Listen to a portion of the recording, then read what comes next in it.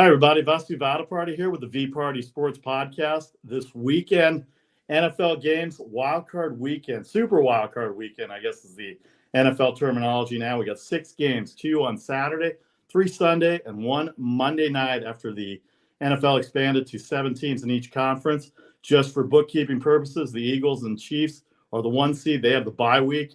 3 games are going to face division opponents. The Bengals and the Ravens, the Bills and the Dolphins, and our guest, Jen Mueller, the sideline reporter for the Seattle Seahawks. If you know baseball, you see her on Root Sports doing Mariners games and doing Kraken games as well, too, up there. We welcome in Jen Mueller to the VPartySports Podcast. Hi, Jen. Hi. It's fun to be talking about football this time of year. It is, for you guys especially. I mean, you guys were about a missed kick away in the emotion last Sunday. Let's get to last Sunday real quick before we kind of break down the season a little bit and get to the game. Boy, that must have been just a collective sigh of disappointment when Jason Myers kicked the field goal off the upright. And then finally you got the overtime win and you were back up cheering as loud as that stadium can be on Sunday afternoon after you got the overtime kick. What was it like for you just to go through the emotions? You know, you knew that it was going to be a close game. And I don't think that missed kick was as deflating as you might think. I think there was still a lot of optimism there, but you would have liked to have won in regulation. But, you know, that's not the way that it went. He's been such money all year long. That is the worst ends of the end zone to kick into. There were swirling winds. He made sure that he did not miss twice in that game. And then we all kind of watched on the edge of our seats on Sunday night to see what Detroit was going to do. And I did not use my inside voice when cheering for the Lions, that's for sure. How about that? The Detroit Lions go into Green Bay. You beat the Lions. Who knew that Week 4 win against the Lions was going to come down to the tiebreaker edge in terms of your playoff opportunity, because now you had to root for a team that doesn't typically go into Green Bay. That's a division game for them against Green Bay. They go into Green Bay and they come out with a win. And how about Dan Campbell and those Detroit Lions and what a year they had? I mean, it's kind of sad for them not to be in it as well, too. But you guys are in, and no hard feelings here whatsoever for anybody as long as you guys are in. But talk about your emotion watching the game on Sunday night and the collective fan base. I mean, I saw pictures on TV. NBC had pictures in sports bars and people cheering and kind of worrying and all this other stuff. Were you at home, or were you out to dinner or something like that? I was at home. I was at home making dinner with a glass of wine in hand. And, you know, it was interesting. It's interesting how the expectations for this season have changed, right? Because if I were to tell you at the beginning of the year, Seattle has a winning record. They are 9-8, that Geno record set franchise records that, did I say Geno record? Geno Smith. That was a slip, yeah. But perfect slip right there. Had set franchise records. You would have been happy with that. But after that win, and truly what was most important about Seattle's win on Sunday was it was the first time that team had won when trailing at halftime this season. So when you saw that fight and that comeback, you knew that it was possible. You just didn't want it to end like that. So lots of emotion watching the Lions and the Packers, but also just kind of the content, maybe not the right word, but knowing that the season was still a success, if that makes sense. It makes total sense. I watched every game. I see you guys all the time. In fact, I'll give you this. This is how much I pay attention when you're doing baseball. I kid with Dave all the time. Dave Sims, the TV voice. I kid with him. I go, nobody's put me on yet because I hashtag where I root.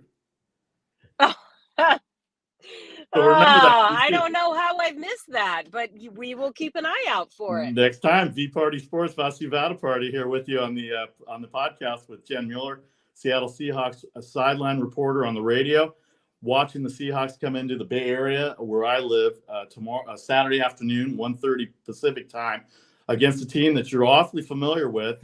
Week 2, the 49ers.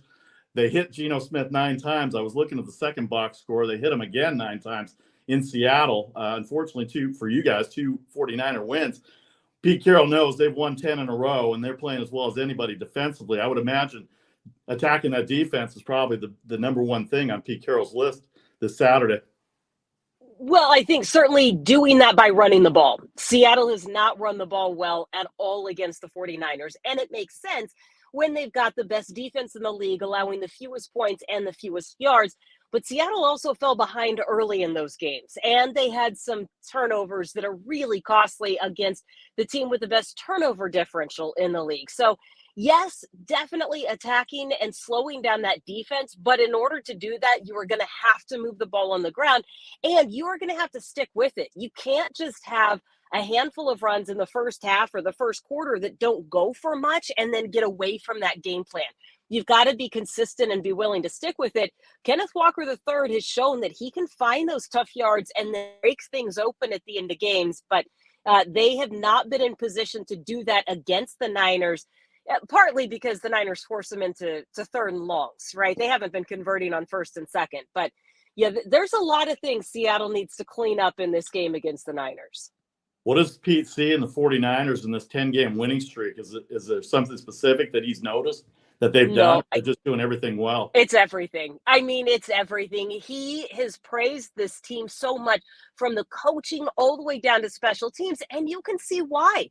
They're hitting on all cylinders. Kyle Shanahan is a crazy good play caller. Brock Purdy is executing at the highest level of any 49ers quarterback this year. You already know this. They've increased their points per game by more than 10 since he has taken over. And then you've got that defense that just gets in a track stance and goes after the quarterback. It is all phases. And they make you defend the entire field.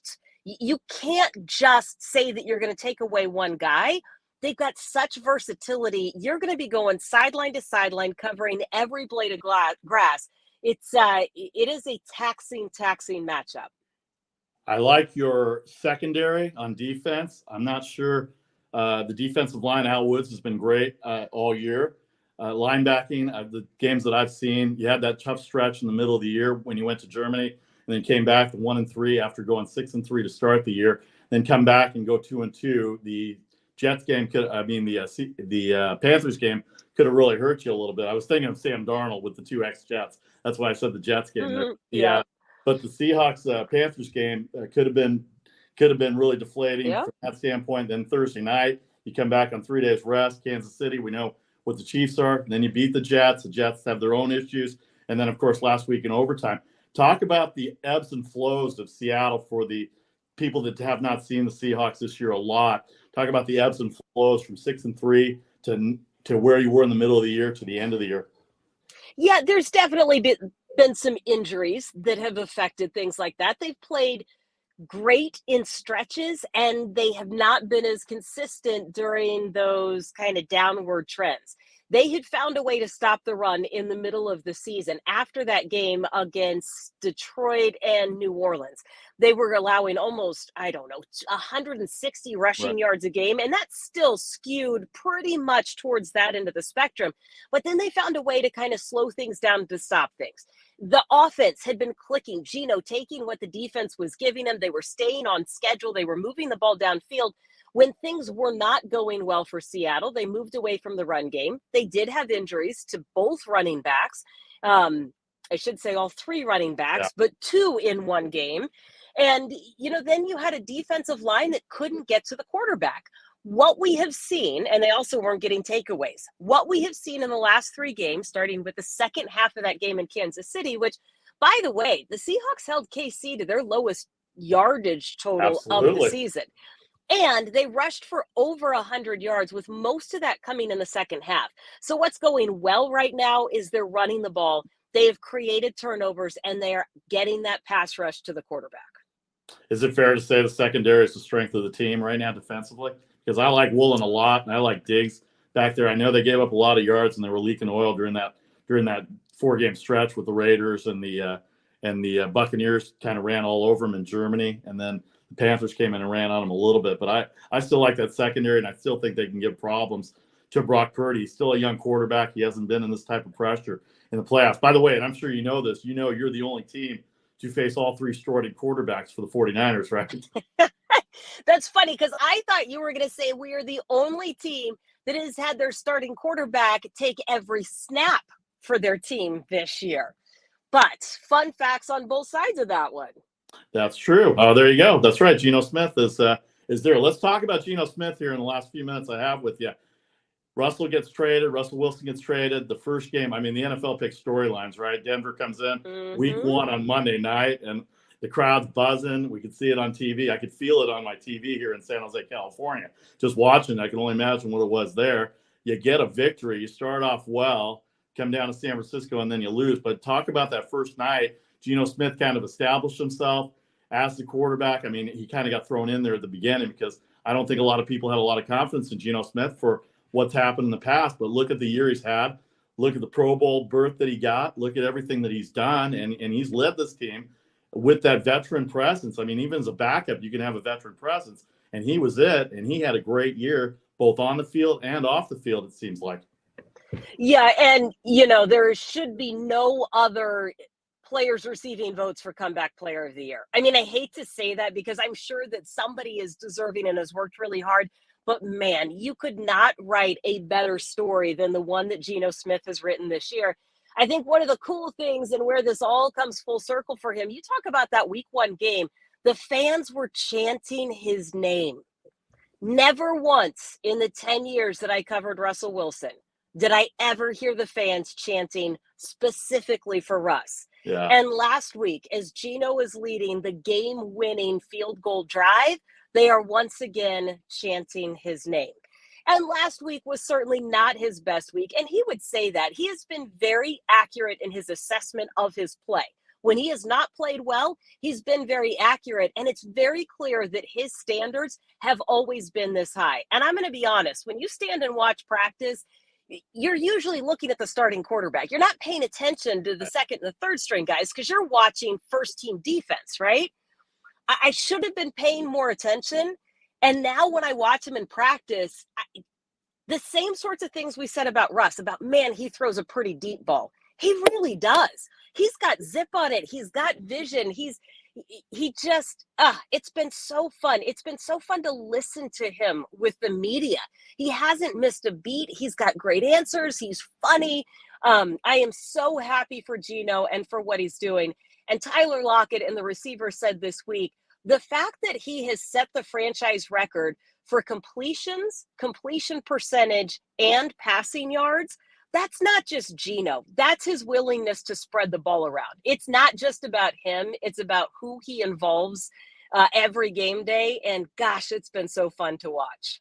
So Jen Mueller, our guest here, Seattle Seahawks Sideline Reporter, coming into San Francisco, Santa Clara, actually, to play the 49ers in the wildcard game this weekend. Number 2, 49ers, number 7, Seahawks coming in. Let's talk about the running backs for Seattle here a little bit. I saw the depth chart. They all have Q's next to them for questionable. I'm imagining that Walker is going to be healthy. DJ Dallas, I haven't heard a lot about him. I know he's great on special teams. So any update for the people out there for the injury list? Yeah, I would expect both of those guys to play. Ken Walker, they've been managing an ankle injury that came up a handful of weeks ago. He's rushed for over 100 yards in each of the last 3 games. He's done that 5 times this season. I would expect that he's going to get a lot of work on Saturday because rain in the forecast. It's going to even the playing field for both sides, but I don't know that you're going to throw into the teeth of that wind and rain very much. When it comes to DJ Dallas, traditionally a third down back. He's also a heck of a special teamer, but last week they used him in Wildcat. You could see him used all over the place. So it's fun to have him back on the field. Did have a thigh bruise after getting hit last week, but made it through practice and looks like he's trending towards playing on Saturday as well. Key to the 49ers for the Seattle defense, I would think it would have to start with McCaffrey. They're a totally different team since McCaffrey got traded. Obviously, they've got the win streak going right now. So I got to think that McCaffrey is going to be the big key for Seattle's defense coming into the game to start. I would definitely think they're going to keep an eye on him, but more than that, because it's not just McCaffrey that makes that offense run, right? You've got so many playmakers, and it was Kittle who hurt last time. There were 2 big plays, and I think if the defense had to answer that question, what they would say is limit the explosive plays. Right. There was a 54-yard touchdown play to Kittle that killed him. Now, the first touchdown in that Thursday night game was such a beautiful play design. Like, it was a 2 fake. That one, you kind of just marvel at Shanahan's play calling and design. But the second one, That shouldn't have happened. That was busted coverage. There was also a run with about a minute to go that went for 55 yards that sealed the game.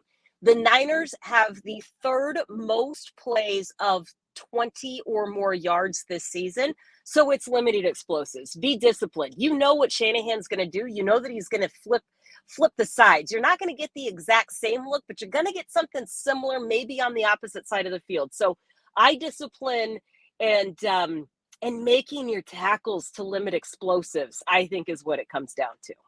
It's going to be a great weekend, NFL wildcard weekend. It all gets started Saturday afternoon out here in the Bay Area where I am. Jen Mueller with the Seattle Seahawks Sideline Radio Reporter for the team. They're coming down tomorrow on Friday to get ready for this wildcard game. We'll see what happens this weekend. Jen, I really appreciate the time. I know we did this on late notice, but thank you very much. Hang on for a second, and I'll say goodbye here real quick. Thanks to everybody for the VPartySports Podcast. We'll be back with more, some NBA, college football, or college basketball, and then more on the wild card weekend. We'll give you the best bets as well, too. I'm Vasu Vaddiparty. This is VPartySports Podcast. Back in 1 minute.